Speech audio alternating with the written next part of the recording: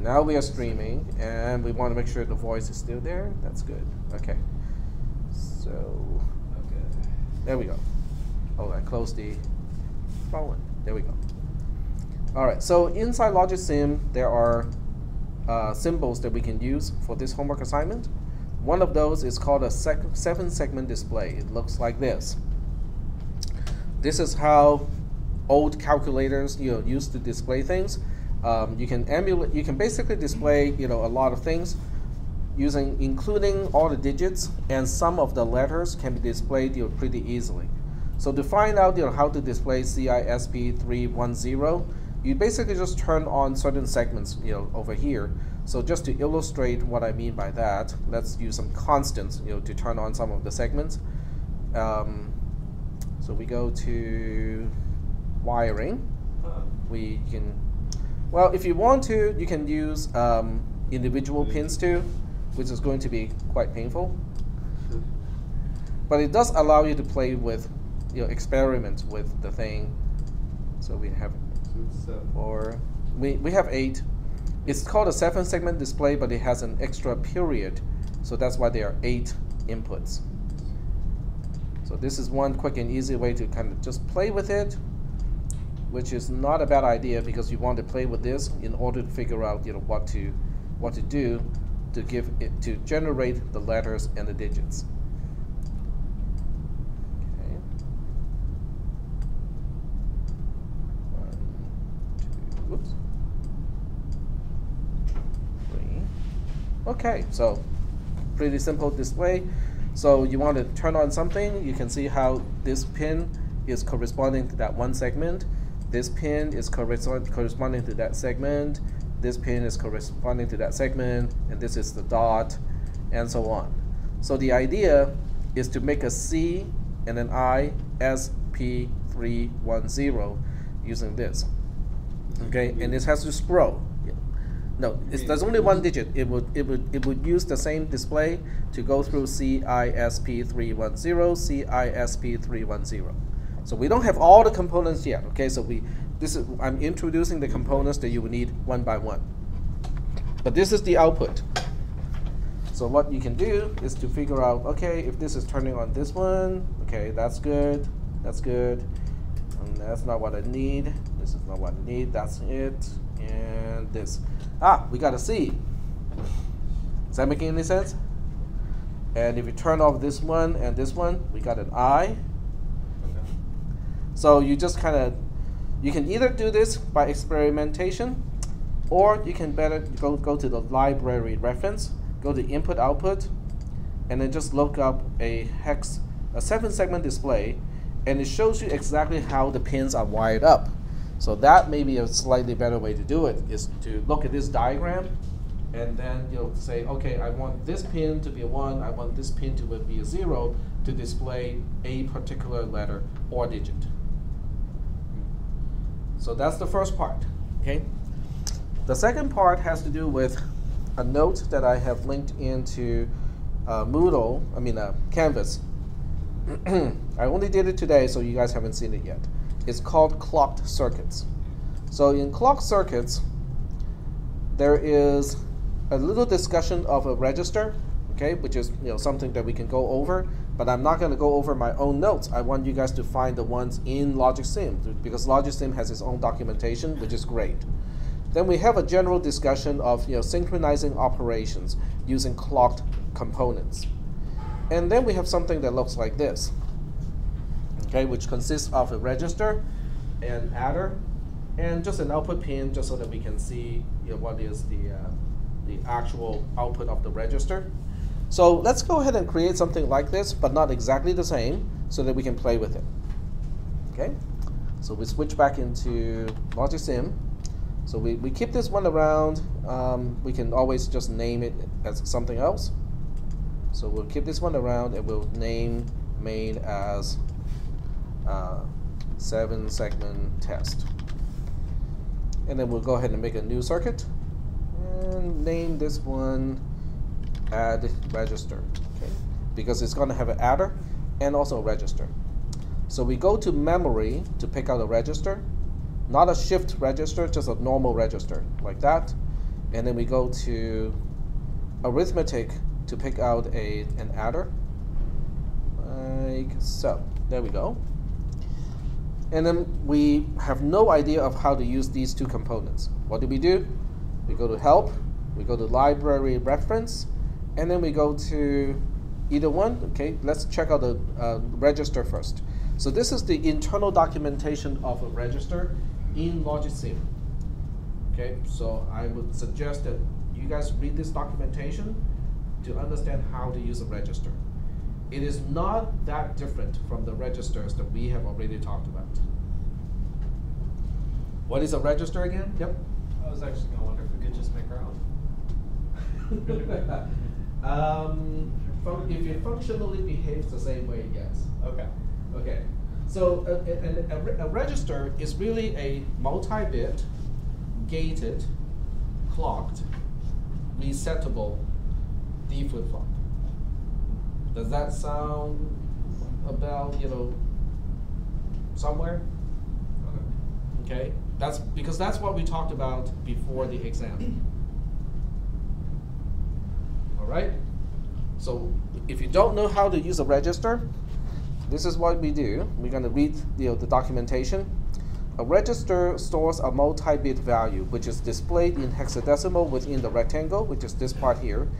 It is emitted on its Q output, which means the content of a register is presented over at the Q port or the Q pin. When the clock input indicates so, the value stored in the register changes to the value of the D input at that instant. So it can be a rising edge, can be a falling edge. It is configurable. Exactly when the clock input indicates for this to happen is configured via the trigger attribute, which is either rising edge or falling edge. The reset input pin is labeled 0, it's this one here. It will reset the register's value to all zeros asynchronously, which means it doesn't care what other pins are in what state. It is always going to reset the content of a register to all zeros. As long as reset is 1, the value is pinned to 0. Okay? It stays at 0, regardless of the clock input. And then we have the pins. The one labeled Q on the right-hand side or east is called the output. Is the output. D is the input. We have EN is the enable, which is the gate of the whole thing. And then we have the clock being the one that looks like a little triangle at the bottom. And then also we have one that is labeled 0, which is our reset pin. Okay, so I think we have a general idea of how it works. So let's take this out because I just want to test a register all by itself. So we put an input pin to the D port, and we have to make sure the input pin is also having the same width as the register. When you look at a register, it has a default of 8 data bits. You can change that, okay? You can also change the trigger. Instead of rising edge, you can make it go for a falling edge. I would not change it to become level sensitive. So don't change it to high level or low level. Make sure it's edge sensitive. Are there any questions right now? Okay. If there are no questions, I'm going to use another pin for enable. We'll use another pin for reset. And this one we want it to face west, like so. And this time I'm not going to use a pin for clock. Instead, we use an actual clock for clock.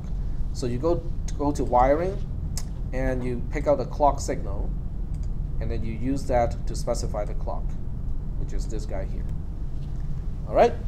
So a clock looks just like a pin. In fact, if you do not turn on clocking, it behaves just like a pin. You click it, it will flip the state, it will alternate between 0 and 1, just like a normal input pin. Okay. And then we are still missing one pin. We're missing an output pin that is 8-bit wide so that we can look at the output of the register. So right now, the output of the register is all zeros. And you can also see that the content of the register is 0 because of the 0, 0 in hexadecimal inside the register box itself. Are there any questions right now? Yep. So how does the clock work inside the register? How does the clock work?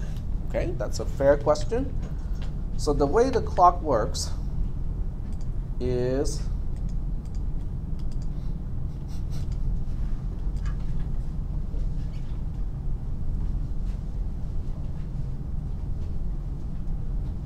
this, because it's basically implementing an edge sensitive D flip-flop.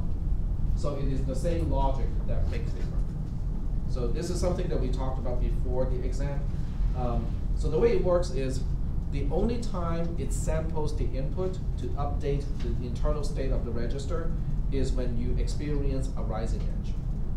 The default is a rising edge. I don't think we need to change that for the homework assignment. All right. So when we look at this circuit, you go like, okay, let's go ahead and try to change the state of the register to, let's say, 5F. 5F in hexadecimal. What should it look like in binary? 5 is, yep, exactly. 0, 1, 0, 1 is 5, 1, 1, 1, 1 is F. Okay? So we go by, we do it by changing the input here to 0, 1, 0, 1, 1, 1, 1, 1.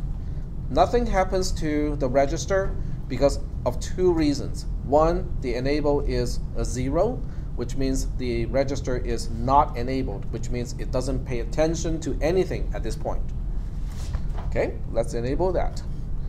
Hey, it's still not changing. That's because it is a clocked device, which means the only time it will sample the input to update itself is when the clock is experiencing, in this case, a rising edge, because that's how we programmed it. And it is now a low signal, so when you click on the clock pin, it will change the state to high, and because of the rising edge, you can see the output is now also 5F. Is that okay? But because this is a clocked device, you can change the input at this point to anything you want. Nothing happens to the output because the edge has already occurred. So it won't update until the next rising edge with enabled turn on. Are we doing okay so far with this circuit here? Okay. So technically you could have multiple registers and only one clock, and based off the enable pin, yep, you'd be changing different registers. Exactly. That is exactly how things will be organized inside a processor. Everything is based off of the same clock, and they will do different things, and then the conductor will basically say, you update. So even though all of the registers are listening to the same clock, all except for one will be enabled. And the only one that is enabled will be the only one that is updating. So that's exactly how we're going to use it, but in the homework assignment, it's not going to be complex like that. Yeah. So very good. Yep, not yet, correct. So are we still doing okay so far with this picture? So if you want to reset the content of a register, see how this is kind of like the input is one thing, the output is one thing. The output is always reflecting the state of the register. If you want to reset the content of a register, you just have to make the reset pin a 1. Clink. You can see how the register instantaneously get the result of 0. So are we doing okay so far with the explanation? Okay. So with the reset, with a reset being a 1, it doesn't matter what you do here, nothing is going to work. So you have to make sure the reset pin is a 0, then you can start to make changes to the register again. Are we doing okay so far with this? Cool? All right. So next we want to take a look at an adder and see how it works. Now, that really should not need a whole lot of explanation because you made one already. Remember the 3-bit by 3-bit adder that you made? Okay, it's the same thing. This one is 8-bit by default. And by the way, you can change the width of a register down to 1. Okay, the default is 8. Same thing for an adder. You can change the width as well. I don't understand why you would need a 1-bit adder. That doesn't seem very useful. But you can if you want. I'm wondering how it would be wired. It will just be one full adder. You can still compute S0 and have K1, right? Based on X0, Y0, but it's not going to be very useful. Okay. So the way you use an adder is pretty much the same thing. You have carry in being this pin. You have these two being the numbers being added. This is the result of the addition, and this is carry out. Is that okay? Do we need like a demonstration of an adder, or are we okay so far with the adder itself? So we're okay? All right. So now the question is, what if you take these two things and turn and connect these things into one? Okay. So the way I'm going to do this is definitely not the right way, as I emphasized in the other class, but people do it anyway and just copy this into the homework, which does not work.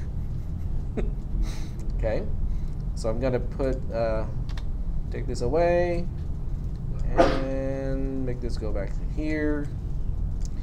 And oh, by the way, this is an input pin that is not connected. Is that a good thing? It's not a good thing? Why not? Now, first of all, this is what we call a high impedance input pin. Has anyone taken physics in terms of electrical stuff, like capacitance, resistance, that sort of thing? What is impedance? It's basically the same thing as resistance, except resistance is the term that we use for DC signal, and then impedance is the name that we use for AC signal. But basically the same thing. So when we say that an input pin is a high impedance input, it basically means it doesn't take much to change its state. Okay. Now for software people, okay, most of us here are software people. You know, we program, but we don't make circuits and stuff like that. We don't really pay attention to how much effort is needed to change the state of an input. But in reality, the amount of effort to change the state of something is important. So let's say you're taking a bus, okay, and you need to take the next stop is your stop, and nobody else wants to get off. So you have to ring the bell, right? You have to let the driver know that you're going to take off. Now, in the good old days, okay, many of you may not even experience, the old, really old bus. There's a wire. The wire physically connects, to a bell, a mechanical bell that is inside the cabin of the driver. So when you yank that wire or that chain or whatever cable, the bell physically swings and it rings, and then the driver knows that you want to get off at the next station. Is that okay? So it takes quite a bit of effort because the wire can be kind of long, especially when you live in Hong Kong. They have double-decker bus. Can you think of a double-decker bus and you're on the second deck and you want to get off? So that wire has to go through some pulleys and whatnot. So it takes a little bit of effort to really yank it so that the bell will ring. Okay. These days we got electronics, right? So the bell, the button that you're pushing may not even be a button. It can be touch sensitive. So it doesn't take much to let the driver know that you want to get off. Is that making any sense? So the modern bus with a touch sensitive bell is a high impedance input because it doesn't take much to change the state. But in the good old days, when you have to yank that cable with all the squeaky pulleys in between, is a low impedance input, which means you really have to put in the effort to ring that bell. You first and then you. Okay, go ahead. So does this mean that leaving pins unwired leads to greater chance of interference affecting them and thereby completely screwing up the entire circuit? Correct. Yep. And it's not the other way around, because low impedance means low resistance or low resistance to change. So wouldn't it be easier to affect a low impedance circuit? Nope. Nope. It's the other way around. High Z is high impedance, and high impedance means you can change the state easily. Because low impedance means your current is going somewhere instead of changing the voltage. High impedance means your voltage is not going anywhere. Your current or the electrons that you're moving is not going anywhere except to change the charge at a particular place. So you're changing the voltage of the gate of the transistors more readily compared to a low impedance input. With headphones, okay? So some of you guys are audiophiles, right? So what is the difference between a high impedance versus a low impedance type of headphone? Yep. A high impedance set of headphones tends to filter out all the low level noise that can be found in a imperfect track. Yep. But if you have a pretty weak audio driver from your phone, which one would you use? Low impedance. High impedance. No, use low impedance on all your little earbud headphones. Yeah. Are low impedance. The big cans are high impedance. 32, 64 ohm. The big cans are the high impedance? Okay. It's done because the low frequency, or not the noise level can be artificially brought up with your cans because those little frequencies can affect the big drivers. But it takes more, it does take more, and you need a big amplifier to work with the big headphones. Exactly. So, okay. I like your first analogy where you don't want to be driving current through your chip because that's just going to create heat. So if you can swap a whole bunch of voltage through it without affecting the current or getting a lot of current through it. Okay. All right. So, okay, I'm a little hung up on the audio part of the headphones. So I'll get back to that later. Okay, but so let's say you have an adder here. This is a carry in, and it's not attached to anything except for a little bit of wiring on the circuit board itself. Okay. So what do you think is going to happen? What do you think this pin is going to experience? Because from the adder's perspective, it's looking for, is it a 0 or is it a 1? Should I stop at the next station or not, right? So, but it's not actually connected to anything, okay? So what is the driver going to see? Is it a 1 or is it a 0? 0. No, not necessarily. It depends on the phase of the moon, whether you're turning on the microwave next to it, whether your phone is ringing next to it or not, and so on and so forth. Because every single conductor is an antenna. Okay, so radio wave induces current on a conductor. Okay, that current is very small, right? Not a whole lot, but it doesn't take much to change the state of a high impedance input. This is your touch sensitive input. Okay, somebody is leaning on the bell button and it rings. Is that okay? No, not if they're leaning on the bell. What do you mean by leaning on the bell? They're leaning on the button. They're leaning on the touch sensitive, interface on the bell. I thought someone's jacket was muffling a bell and you're trying to ring it and it's like clack, clack, clack. Yep. A muted bell in that case. Yeah, so somebody's leaning on the button, the touch sensitive panel of the bell. Is that okay? So we don't want to leave it undetermined. Now, if you leave it undetermined in a circuit simulation like this, it might work. It might have a default state of 0, but it's not going to work in real world. Or the worst part is it might work most of the time in real world, but when your device, whatever you're designing, is next to a microwave that is running, then it goes haywire. Those are the worst problems to solve because it doesn't happen all the time. It works most of the time. We hate those problems. If it consistently fails every single time, it's good. We feel comfortable with those. Yep. So can we attach a 3-stage input pin to it? Well, in this case, it's easy. We just attach a 0 to it. Oh. We attach a constant of 0, or you can ground it. You can attach it to a ground pin. It will work the same way, but since this is a software class, we'll just use a 0. Okay? And the output, we just put it ground as well, right? The output, no. The output, we don't want to ground it.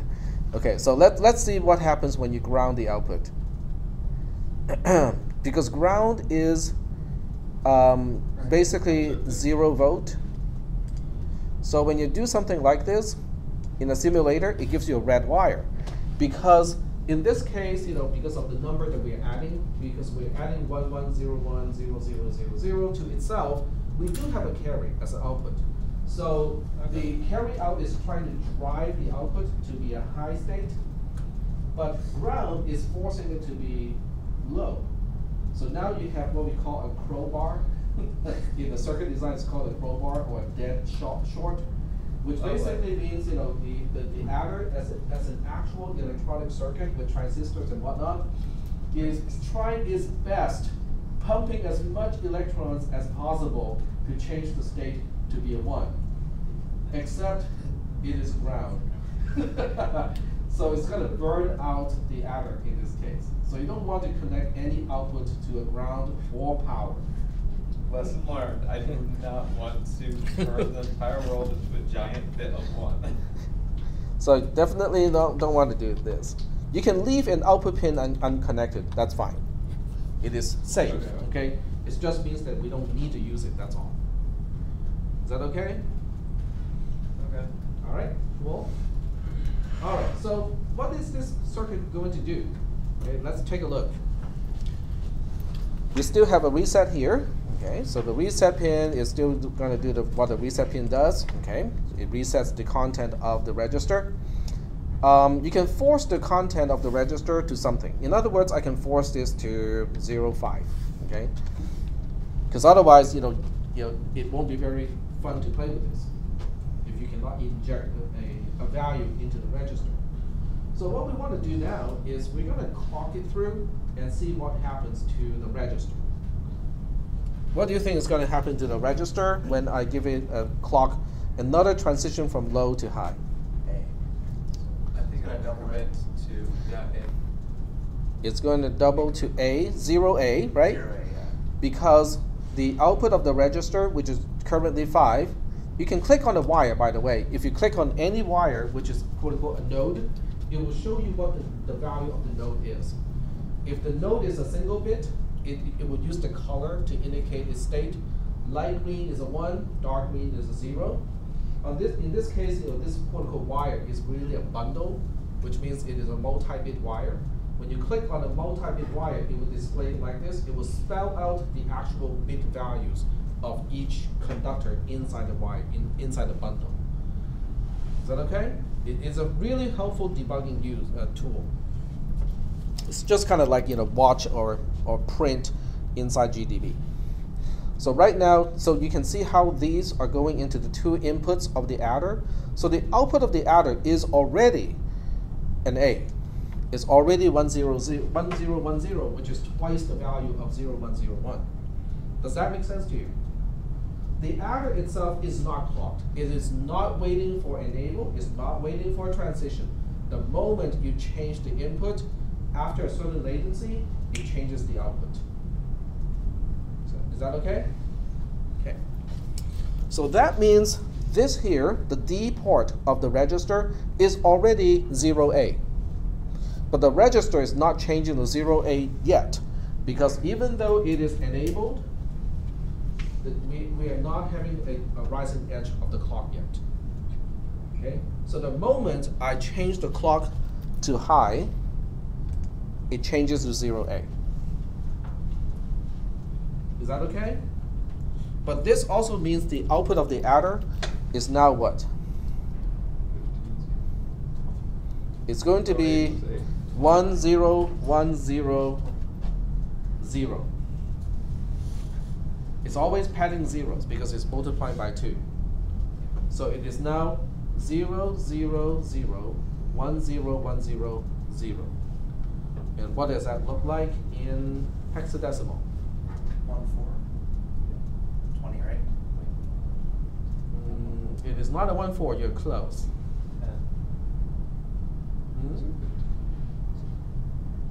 Okay. It's 0001010. It's, oh, you're right. Okay, 14. Okay. Sorry about that. No worries. I missed by 1 bit. I thought it was a 12. So it is a 14. Good job. So we'll check it out. But this time I'm not going to manually click this because at this point it seems like this really is the same thing as an input pin. Why does it look different? So we go to simulate and then we check the tick frequency first. Ticking means you have a clock that is cycling by itself to save you the trouble of click. Okay. at this point of this class, it doesn't seem to be very useful because we really want to look at the ticks one by one. By the end of this class, of this semester, when we're actually running program in instructions and whatnot, you really want to run the clock autonomously because otherwise it would take like hundreds of ticks, hundreds of clicks to get something done. Okay? But we can experiment with changing the tick frequency to, let's say, 0.5 hertz, which means it will take 2 seconds for one change. And then we go to simulate again, we say tick enabled. So it takes 2 seconds to flip, so it becomes 1.4, and then it changes again to 2.8, and then it changes again to 5.0, and so on until such time that you change, you say tick disable or turn it off. Are we doing okay so far with this? Yep. How do these clocks work in real life? How do these clocks work in real circuits? Like, how do they calculate the seconds passed by? And inside Java, they have time delay functions. no, I mean on the actual circuit boards. On the actual circuit board, they use crystals.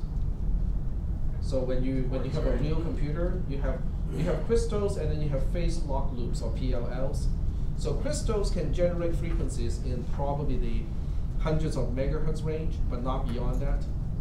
So beyond that, to make your 4 gigahertz processor, to work with a 4 gigahertz clock, they use a concept called phase lock loops. But crystals are very interesting. Does anyone know what a crystal is in the context of a computer? Yep, go ahead. From a quartz piezoelectric. Yep, piezoelectric, which translates to? It oscillates when you apply current, and it'll create current if you hit it. So it's a physical form change versus voltage change. Yep, and it can oscillate between those two. Yeah, it'll convert electrical energy to Mechanical and then back. Yep. So technically you'd be able to use bone for that since bone has piezoelectric properties. Bones. You want to get morbid about it? I did not know that bones have piezoelectric properties. It's slight. Interesting. Does it have silicon? Does it have semiconductor in it? Because it only works when you have a certain type of crystalline structure. You'd have to have some way to interface with them, I'm sure. I've learned that they've got piezoelectric properties. I don't know exactly how it works. If so, I think it's probably a very weak type of a signal. It would be, yes. Because otherwise, every time you make one step, you'll be shocking yourself. No way. That's how we're living. Okay, so since we're on this topic, I have to show you something. Mosquito bite piezo. How do you piezo? There you go. There you go. Study of a device to relieve mosquito bite itching using a piezo device. So the way it's designed is there's a little bit of crystal here, and then there's a spring, a hammer, and a trigger, like that. Okay. So on this side, it connects to some kind of a pad, electrical conductive pad. So you hold on to this thing, and then you release the trigger. The hammer will hit the crystal. The crystal will generate a little bit of a shock, okay? And then supposedly it will stop your itch. You can actually buy these things from Amazon. I know, because I bought one. Does it work? Does it work? It's okay. You can't really get rid of the itching of mosquito bites that easily. But according to this, the purpose of this study is to determine whether the over-counter use of Zapper click, okay. Of course, the first link has to be Amazon, and it looks exactly like that, okay. Okay, and it looks exactly like this. So you just this is the green end is the end that you click, and then the other end this is the end that you put on your skin, and then you click it. If you click 5 times, So you're basically shocking yourself just a little bit 5 times, and then supposedly it relieves the itching. Yep. Is it just causing greater pain than your mosquito bites? Don't read into it. Just Okay. Just wondering. It's supposed to- numbing the nerves. It's supposed in to that area numb? a little bit. Yeah, it's supposed to numb because it overwhelms your nerve endings with a larger, bigger signal. Basically, you're increasing the noise so that you lose the signal. In engineering The real terms. use for that is to go up to your buddy and go clack. No, it doesn't really work that way. It's a very small, really, really minor So jolt. it's not like the gum, Hmm? a piece of gum where you pull on it and it shocks you. Nope, not even that. Yep. So it's really, really, really mild. I was disappointed. Let's just say. I want one that is at least 4 times as strong, but it's like, oh man, did you call this a shock? Shocking, isn't it? Yep. So that's PSO, stuff, and we went on to this tangent only because we talked about clock, which is done by crystals, which has piezo effect, and this is another application of the piezo effect. Now, but seriously, piezo effect has some really, really interesting real-life applications. The projector. The projector, how does it stop my mosquito bite itch? I have no idea. But I know it uses piezo effect for a different thing. What do you think it is? How is piezo effect used in the projector? Not all projectors use it, but some do. It's called microcontroller. Huh? In the microcontroller controlling its clock. No. Well, that is common to all computers. But why did I point to that thing instead of all the other computers and cell phones? Yep. To display the screen. Right. The indicator. So if you look up, this is called, is it called digital light processing? DLP. Processing. Yeah, DLP. There we go. Okay, so when you look at this picture, it's really kind of interesting. It's a chip that is doing it. So when you look at the picture, this is the chip, and the chip has tiny little mirrors that are actuated by piezo effect. So it's a solid state device, but yet it is mechanical. And it's using the piezo effect to change the intensity of pixels. So instead of using the old technology, which is based on LCD, liquid crystal display, which is based on how much light are you blocking, this one is changing how much light is being reflected by changing the angle of reflection. Okay, and it is supposed to have a higher contrast because it is not by blocking, because you can never block 100%, but you cannot have 100% transmittance either with LCDs. So this technology is supposed to have a higher contrast. Okay. Another application that many of you may be interested would be nanites or nano robots. I thought you were going to say our headphones. No robots. Headphones too. Yeah. But nano robots are even more interesting because nano robots also rely on, some of these rely on piezo effect To power them? to move. So the piezo effect, basically they turn, they can make motors out of solid state parts by vibrating one thing, by making a tiny little gear on the other side. They can turn things. But we are talking about micro or nano scale type of motors.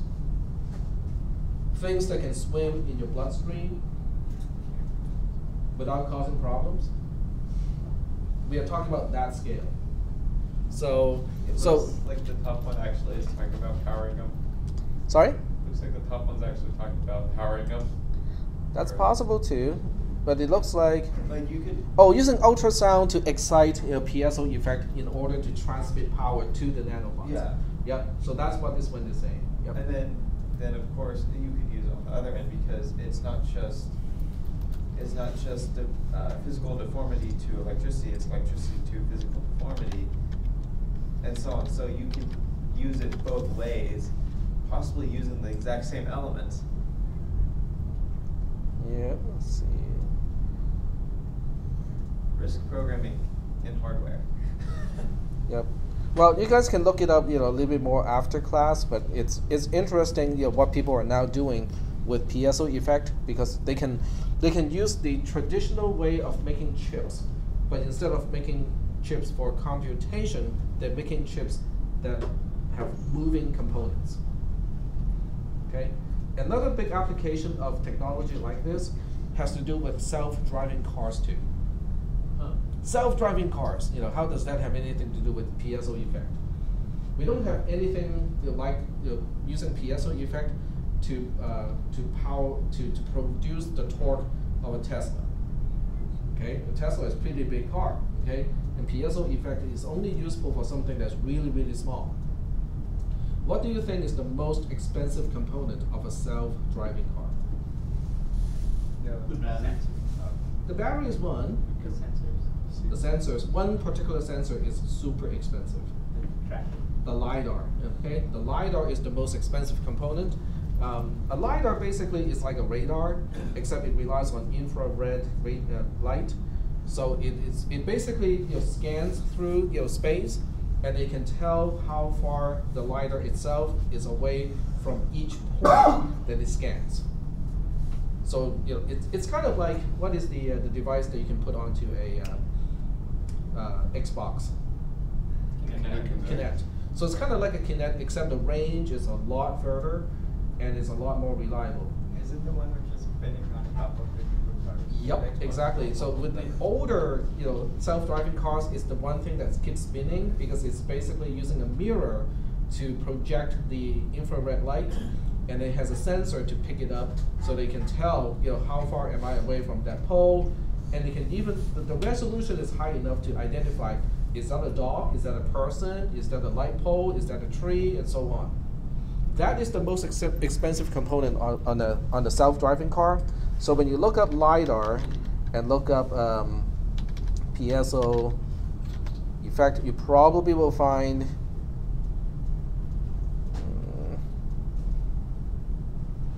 this may be it, I'm not 100% sure, but a company in Sweden, if I remember correctly, is already starting to use the same kind of digital light processing technology and use piezo effect to create solid-state LiDARs.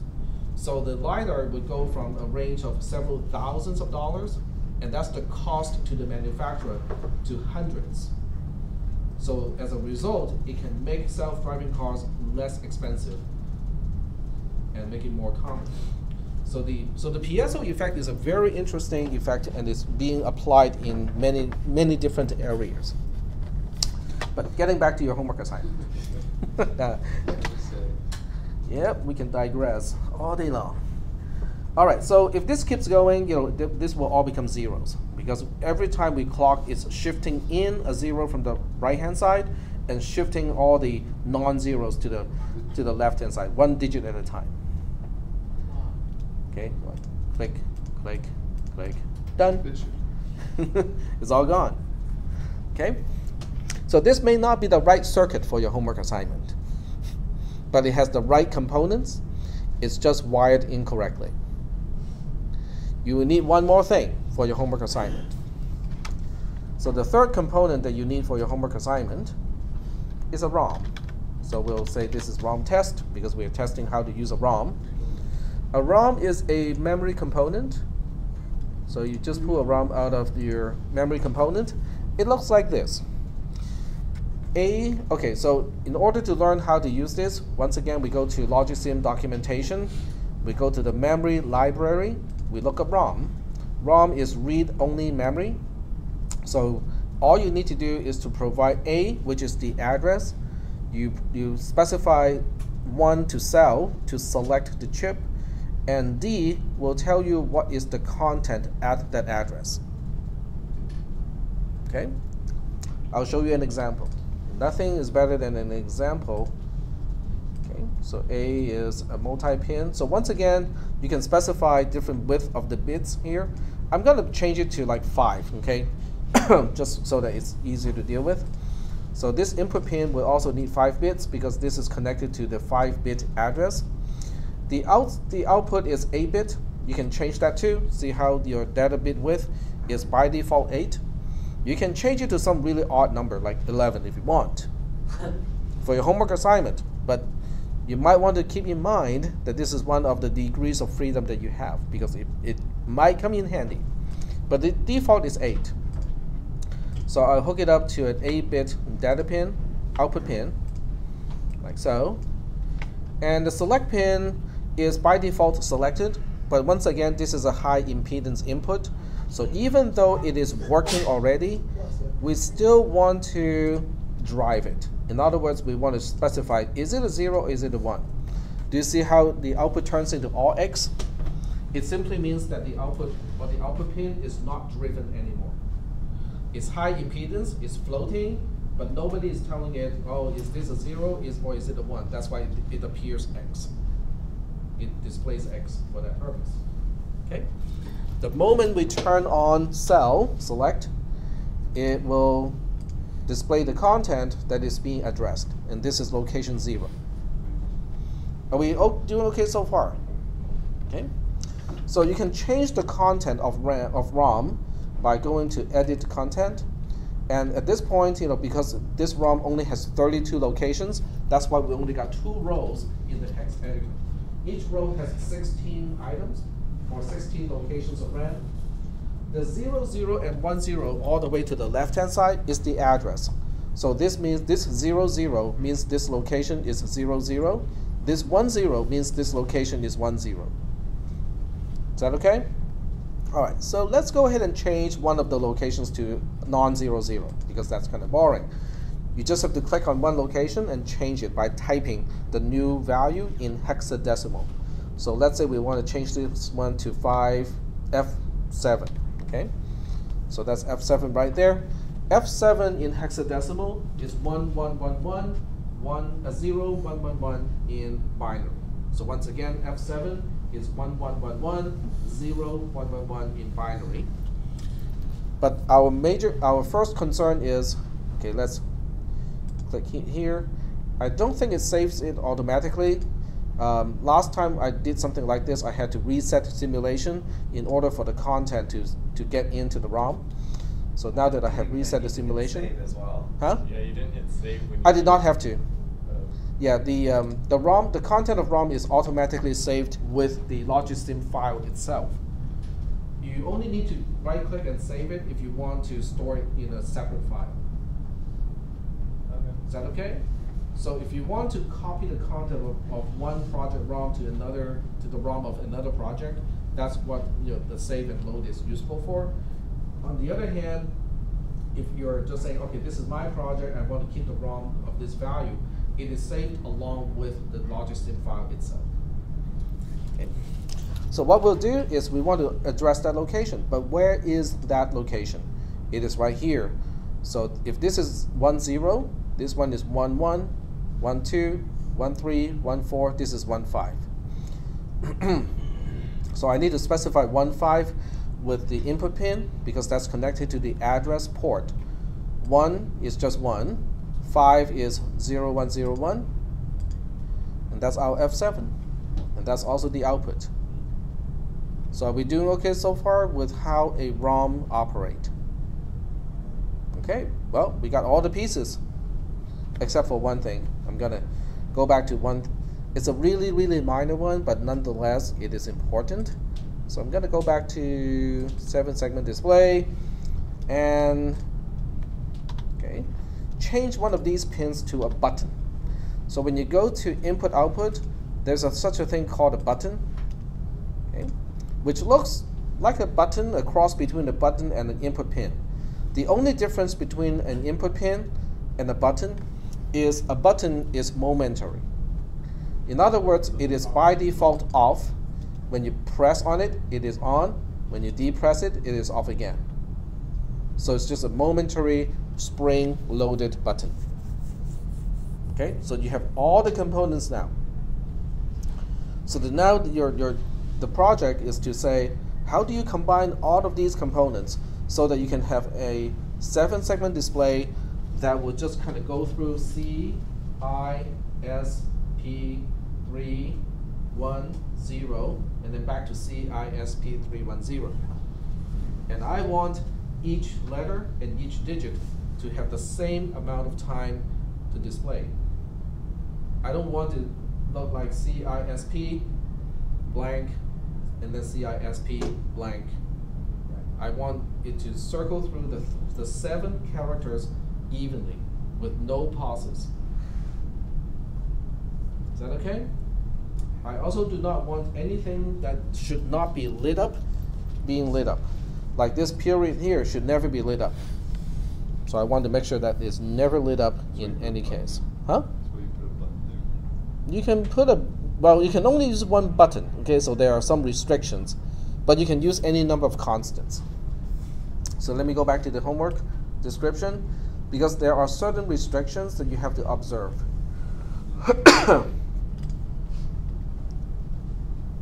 Okay, so the what, the how. Okay, so here are the components that you can use. You can use up to 1 ROM, 1 register, 1 adder, 1 clock, 1 7 display, 1 button, 1 OR gate. OR gate, why do we need an OR gate here? You can use 1 splitter, but you can use any number of constants. And you can also use any number of wires. So those you can use. You can use tunnels if you want. I mean, tunnels are really just a strange way of using wires, so that you can. It's not going to be necessary to use tunnels here, because your diagram is not going to be that complicated. So what your contraption should do is going to display cisp310 approximately using exactly 7 segments repetitively when tick is enabled. Do not light up segments that are not a part of the digit or letter. For testing purposes, choose a low tick frequency so you can actually see what is going on. And logging is optional. You don't have to do it, but it does help if you need to debug it. So the tricky part is, this is not 10, this is actually 7, but 7 is also not a power of 2, so the argument still applies that it is not a power of 2. So you have to figure out a way so that when the first 7 locations of ROM are cycled through, the counter needs to automatically reset to the first location. So are we getting some idea of how to do this between all the things that we have already talked about today? A little bit, okay? And I know some of you are paper-based, okay? I know you guys like to print out something, put it into a binder, so they can read when you don't have access to your electronics, which makes sense. So how do you do that when Logisim has everything inside its own internal library reference that only seems to be accessible when you are using Logisim? You can screenshot, you can do a copy and then paste it to somewhere, but there's an easier way. So I'm going to show you that easier way. Huh? Source code. Source code? Exactly. That is exactly what we're going to do. Okay. So I go to downloads and let me remove the original Logisim folder. I got rid of that already. So I'm going to make a folder called Logisim without a dash and stuff. So I go to Logisim. As it turns out, every jar file is actually a zip file. You can unzip a jar file, because jar stands for Java archived.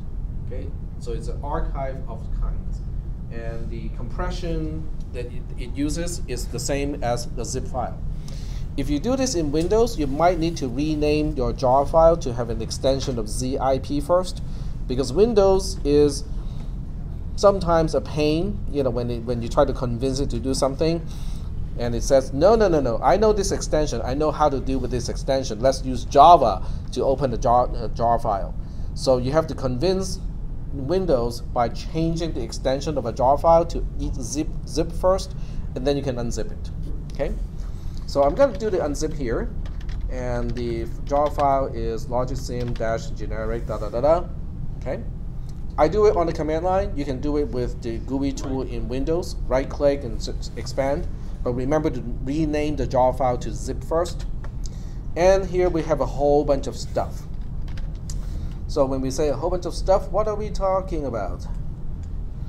So we are talking about the actual Java bytecode files, which would be under the com folder. So it's going to be under com dot something and so on. We are looking at the source code. For those of you who think, hey, Logisim doesn't seem very stable, occasionally it will do things wrong, fix those bugs. It's open source, okay? That's the whole idea, okay?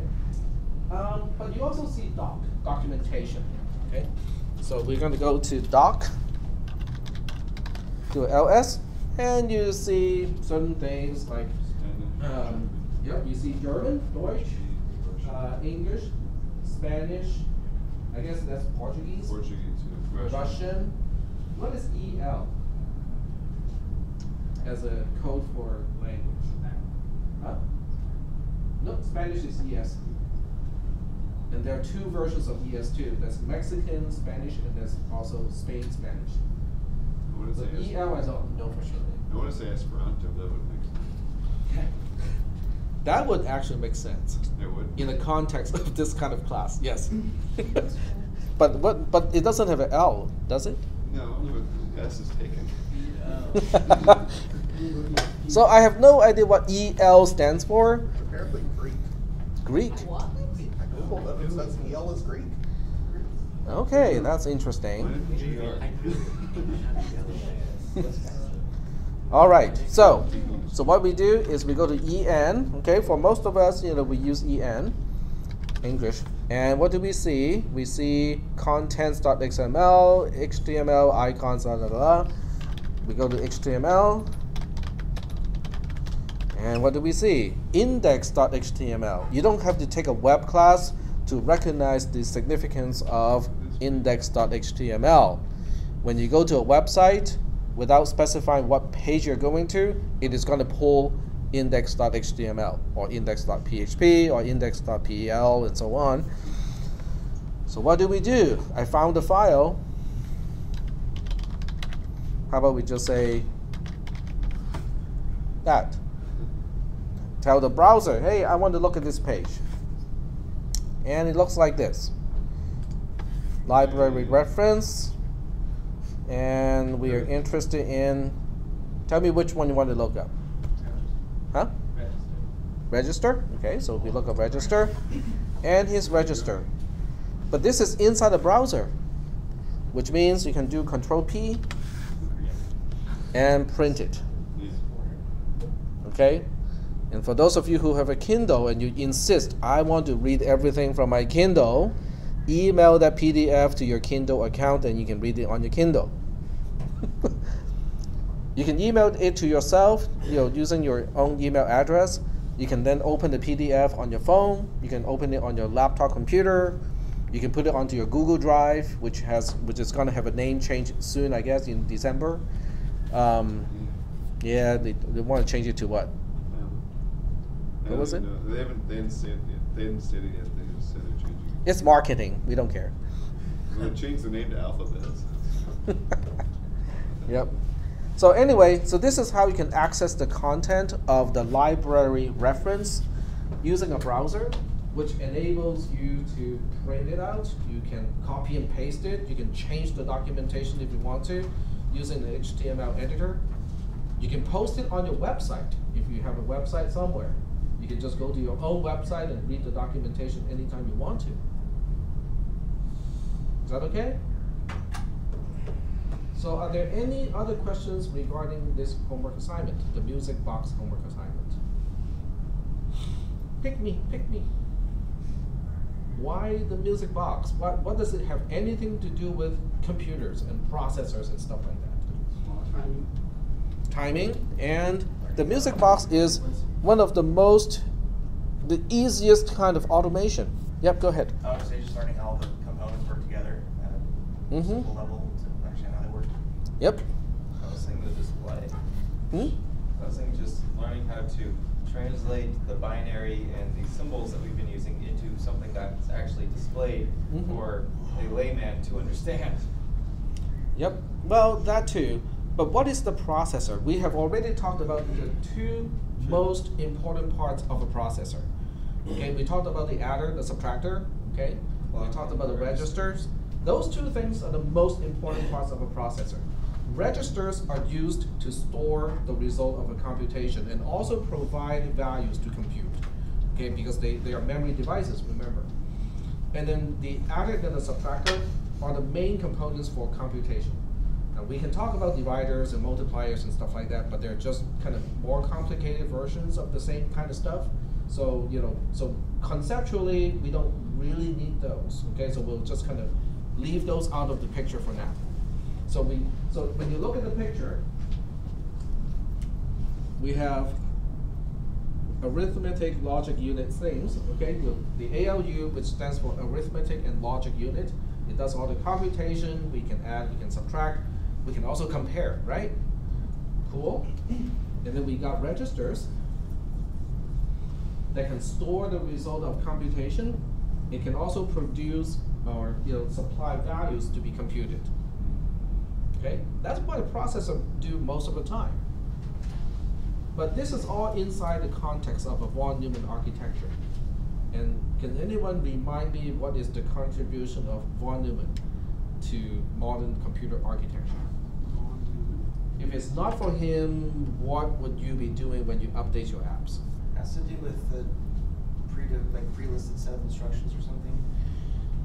Before von Neumann, I think you're right. So before von Neumann, computers are they're hardwired. They are completely hardwired. In other words, what do you want to do for this step, and then what do we do with the result of this step? What do we do with the result of that step, and so on? You have to redo every single They're actually using wires, physical wires, to connect the components, in a particular way. So every time you want to quote unquote change your program, you are physically unwiring and rewiring the components inside the computer. In other words, when you need to update your apps, you'll be opening up your phone, put on your microscope, put on tiny little tweezers, okay, and you'll be doing this for the next few months or next few years, depending on how many bits got changed, and then you close it back up. Now you have your apps updated. And now it's time to update it again. And then you missed 200 updates in between, right? Yes. So it worked on older just computational stuff. When your computer's job, the only job it has to do is to compute the trajectory of a shell for the Navy, it's probably okay to do it this way because it only got one thing to do. It doesn't change very much. You might want to tweak the parameters once every 5 years, okay? So it's not a big deal. It's not okay when you're using your phones or computers, right? So von Neumann going to this picture and go like, I can see computers already have registers, but registers were only used to store the result of computation, okay? And they already have RAM. They have random access memory, but the purpose of RAM is only to store the result of computations and also to supply data to be computed, okay? This is what we measured, the trajectory of a particular shell. I want to compute da. So you store the data into RAM, but the actual program doing the computation is completely hardwired. So von Neumann came into this picture and he said, what if we can store the instructions in the very same RAM that we also use to store data? That was his contribution, is to have the memory also to store instructions instead of hardwiring everything. Father of software. Father of software. The father of, basically software, updatable, specification of instructions. Yep. So that was his contribution. But what would that do to this picture? It means something needs to read from memory and look at the instruction, and then it will have to say, okay, we need to establish one path from this register to that input of the ALU. We need to open another path from this other register to the other input of this ALU. We need to store the output of the ALU into this register, and so on. In other words, these two are the biggest components inside the processor, but how they connect becomes a major mess. Because that mess depends on what instruction you're executing. Are we subtracting? Okay. Which two subtractors are you supplying as minuend and subtrahend? And which other register are we going to store the result of the subtraction? Oh, the next instruction is addition. Which two numbers, which two registers are we supplying to for the add instruction? Where are we storing the sum? And so on. Is that making any sense? So you have all of these components, but how they connect now relies on what instruction you're executing, and the instruction you're getting is from memory. It can change. It is no longer static. Is that okay? So you're looking at a big picture. Okay, let me see if I can find a picture that is equivalent to that, because I think we're going to use that analogy. So we're going to look at Thomas Train Island map. Yep, that's what we're going to use. Island of Sodor, yes, thank you.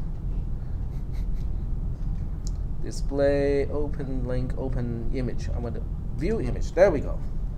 Okay, so this is the island of Sodor, which, if you watch Thomas Train as a kid, or if you have younger siblings or relatives, it's a pretty big show, okay?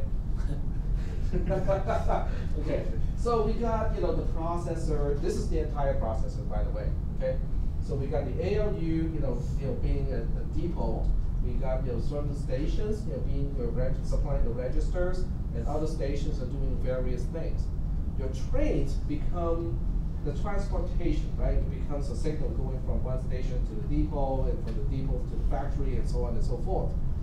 In order for this island to function in a particular way, someone has to be in charge of the switches of these rails. Does that make any sense? So I want this station to now connect to that depot. I want the pier to connect to this station here, and so on. So somebody has to orchestrate this entire thing, okay, depending on what the entire island is supposed to be doing as a whole, the purpose. Is that okay? Is this analogy working, sort of?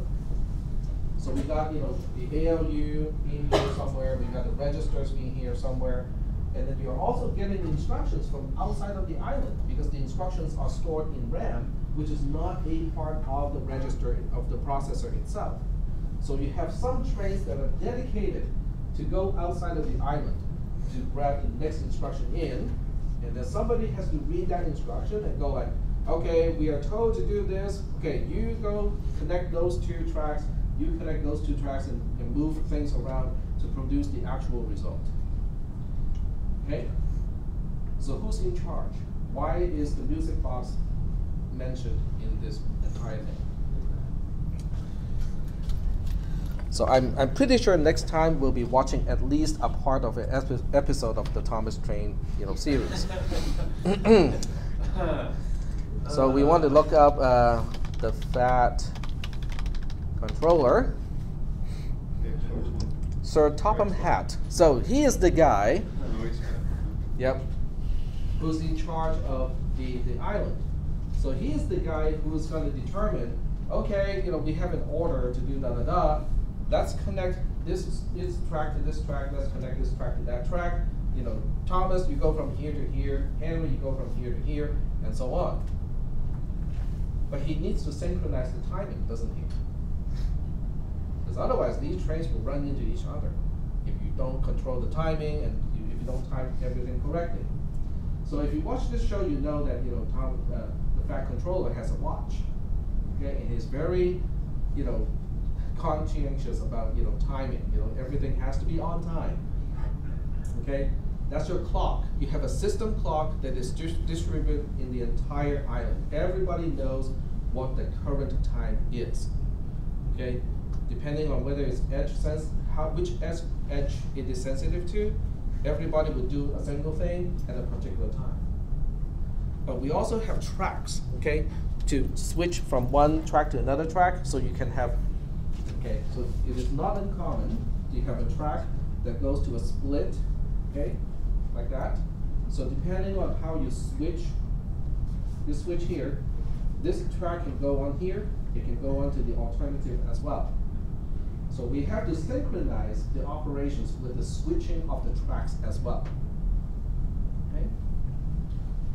So when the fact controller gets the instruction of going, okay, we need to add the first register with the second register and store the result into the third register, he's going to have a little playbook, okay? And the playbook is going to say, first, turn this switch this way, second, turn that switch over there, then you turn this switch over here, wait for the trains to clear the tracks, okay? And then the second step is to turn the tracks this way, this way, and this way, and this way. So he has instructions that he has to execute sequentially. That is where your music box comes in handy, because it's an automated way to replay how to turn those switches on the tracks. Is that kind of okay or not? So that's the big picture. That this is how this particular homework assignment is going to fit into the big picture of the processor. We got individual components.